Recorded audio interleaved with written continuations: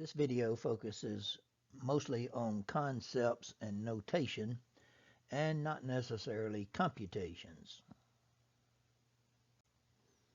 Now here, this relation is given as a set of ordered pairs. Now, in this notation, we're implying that -4 gives an answer of 0. Whatever it is you're doing to it, which we don't know, it gives an answer of 0. -3 gives an answer of 1, and 3 gives an answer of 1. We could also write this in a table format where we had a -4 with a 0 beside it, and -3 with a 1 beside it, and 3 with a 1 beside it. We could also write this as two sets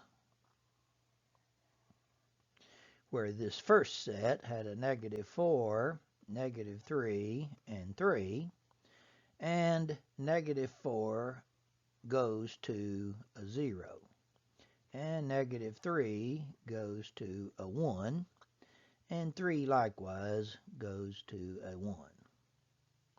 So there are many ways of writing this, and this will come up in some of the other problems in the near future. However, the terminology and the question that we're asked on this one is whether or not this is a function. Now, I won't bother you with the technical definition of a function, but suffice it to say, a function means something with a unique answer. In the problem that I was just explaining to you, the -4 gives an answer of 0. -4 gives an answer of 0. -4 gives an answer of 0. So however you say it, -4 gives an answer of 0. Well, that is unique, meaning that is the only answer that -4 gives. -3 likewise gives an answer of 1. That is the only answer that -3 gives. 3 gives an answer of 1. That is the only answer that 3 gives.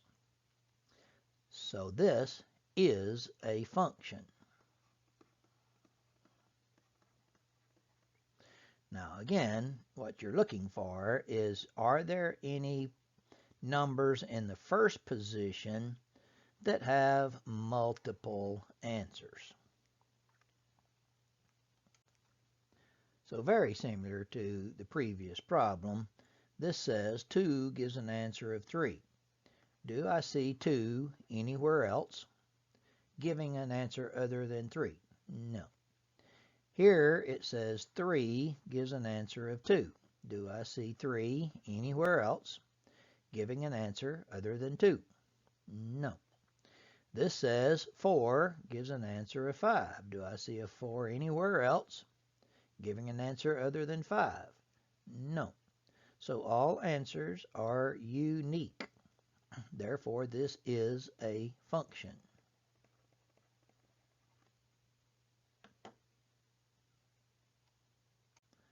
Similarly, we want to look through here and see. Here's a -4 that gives an answer of 3. Do I see a -4 anywhere else that gives an answer other than 3? Yes. This is not a function.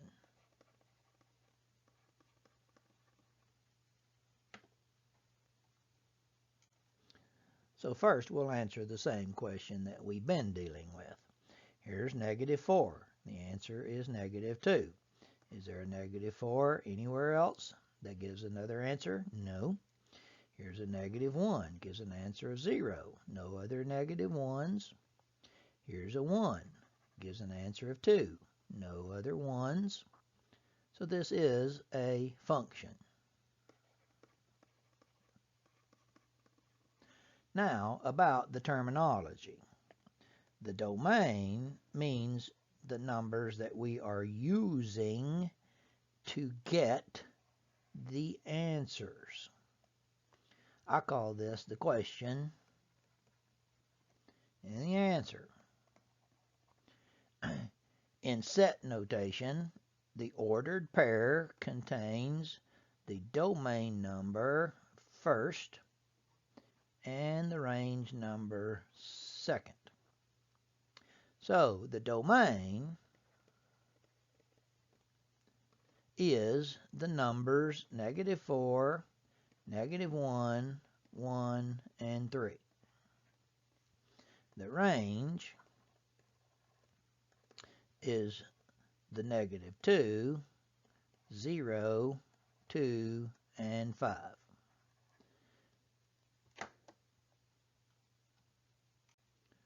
So now first off, on the question of whether or not this is a function, notice that 2 gives what answer? Well, there's 2 different answers. And that is not a function if something gives 2 different answers. So is it a function? No. What's the domain? That's the numbers here in the blue circle, and the range would be the numbers here in the red circle.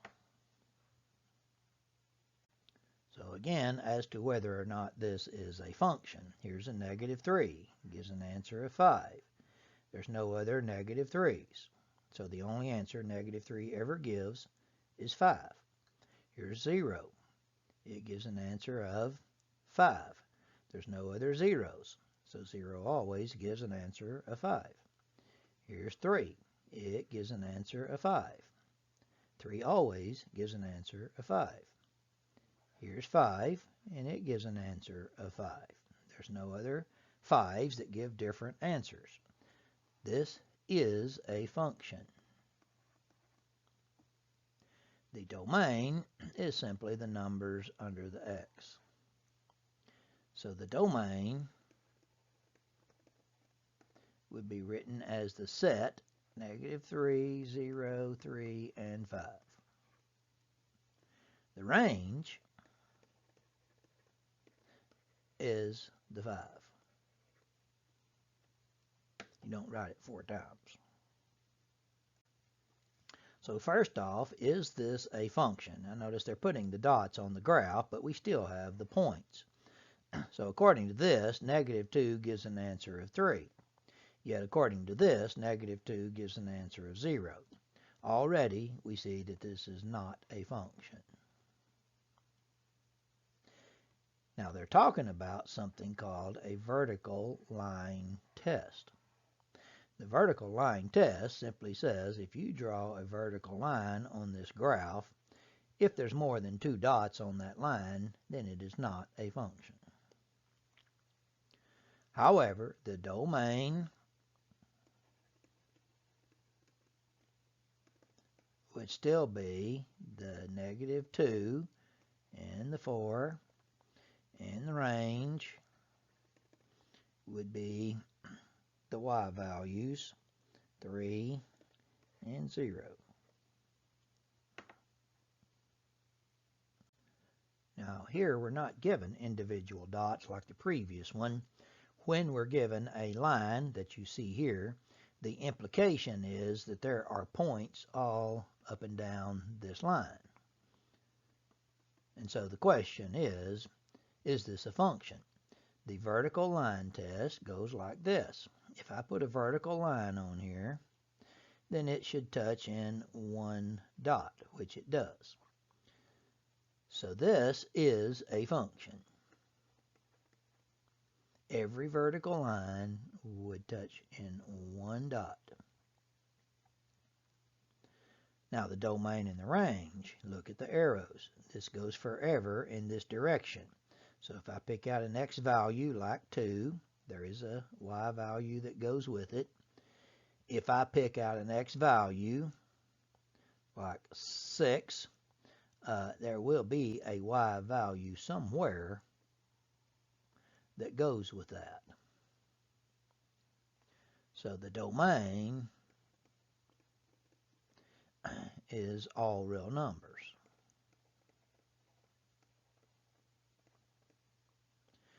way we say that in interval notation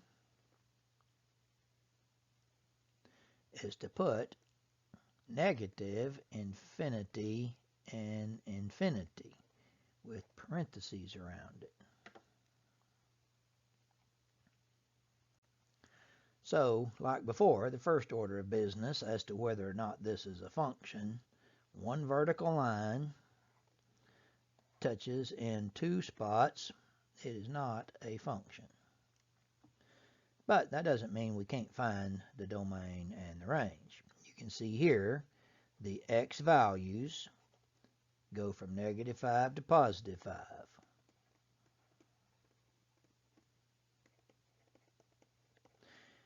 Including the -5 and the +5.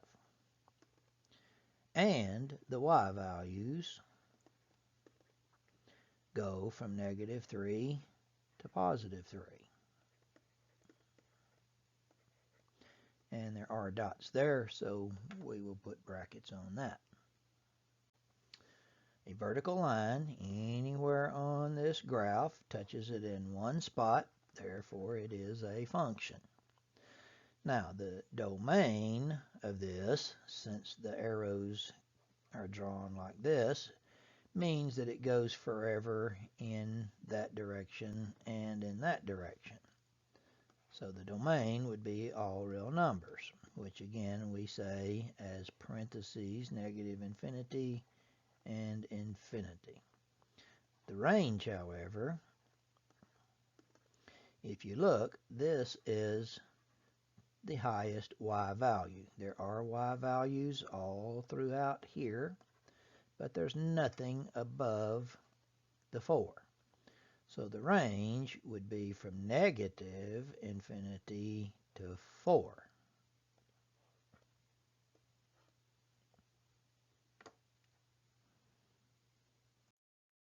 And finally, we want to see how to use function notation. Here, we're given a function whose name is f and whose variable is x. Here, we're given a function whose name is g and whose variable is x. When we see something of this nature, we know to go look for this function. So that would be negative x squared minus 6x plus 4. Now, the -3 beside the f in parentheses means the variable, instead of x, is going to be changed to -3. So right here, where this x is, we're going to use -3. And likewise, where this x is, we're going to use -3. Now, you want to be careful about writing things. For example, this -3 needs to be squared. The way to say that is with parentheses on the -3. You might get in the habit of doing this all the time just to be safe. Anytime you have a variable, always use parentheses when you substitute in. And then do the calculation. Now at this point, you could take out your TI graphing calculator and type it. Just remember that these are negative signs, and this is the subtraction key. I'll do this by hand, the old-fashioned macho way. The -3 squared is -3 times -3, which is +9. The negative sign is still in front of it. This -6 times -3 is +18. The -9 plus 18 is +9. And 9 and 4 is 13.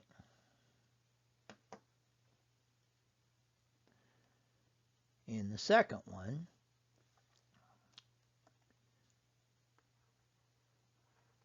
we take the f function, negative x squared minus 6x plus 4. where this x is, I'm going to put parentheses.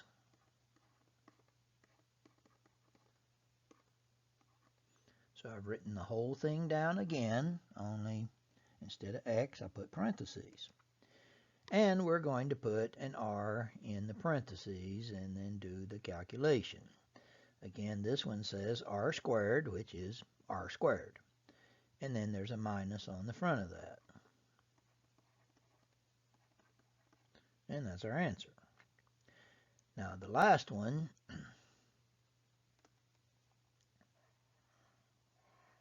we're going to write down the g function, 3x plus 1, and we're going to put an r plus 2 in place of the x. We can now use the distributive property and combine like terms together.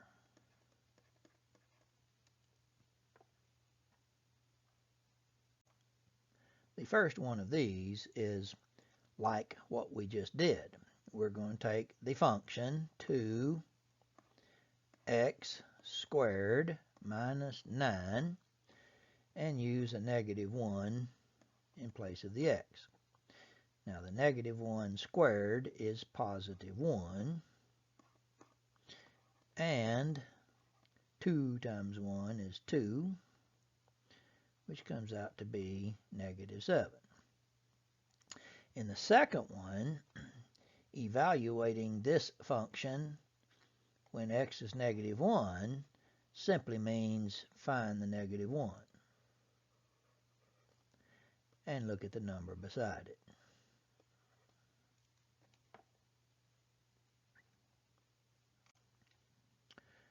So very similarly, in the C part here, we have a negative 1, which when we follow the arrow gives an answer of 5. On the D part, here is negative 1 on the x-axis, and the graph is at y equals 0.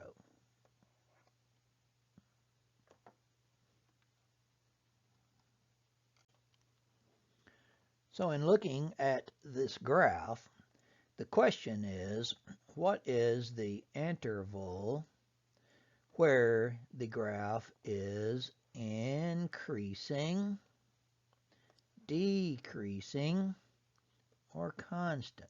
Now here's what you're looking for. If I start on the very far left of my graph and start drawing the graph, I'm tracing the graph. At this moment, my pencil is going up. That is increasing. Now I'm going up until I get to this point. So this interval describing that red line, the interval where it's increasing,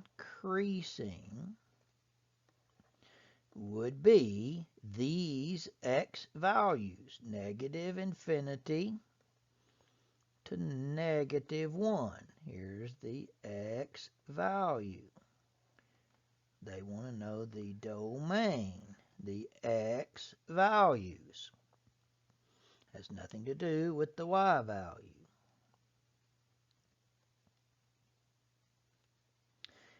We have parentheses on both sides because at that dot right there, it is not increasing. That's at the top of the graph. How about the interval where it's decreasing? Looking at the graph, from this point, as I trace towards the right, I'm going down until I get to this point. That's decreasing, going down. That would be from negative 1 to positive 1. And Again, the parentheses mean it's not increasing or decreasing at the end. And finally, you can probably figure this one out from what's left. As I trace from this point towards the right, it's going horizontal, neither up nor down, and that's called constant. And likewise, the x value is 1, and then it appears like it's doing that forever.